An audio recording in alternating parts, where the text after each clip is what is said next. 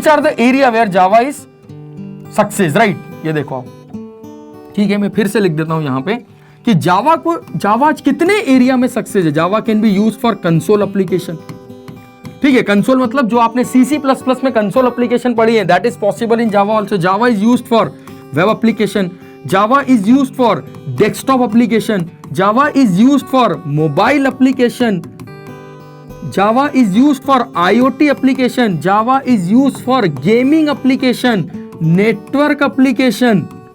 अभी तो कुछ एरिया शायद हो सकता है मैं से छूट भी जाए, इतने एरियाज हैं जहां जावा ने अपने आप को, ये मेजर एरिया की बात कर रहा हूं मैं। जावा is success for console application, Java is success for web application, Java is success for desktop application, जिसके लिए विजुअल बेसिक की बात हमने की थी, वो आप जावा में भी डेवलप कर सकते हैं। There are lot of example. Adobe reader, VLC media player, ये जावा के डेस्कटॉप एप्लीकेशन के सक्सेस का कहानी बयां करते हैं। Android is the best example of mobile application in Java. क्या ये एंड्रॉइड क्या है? You know very well.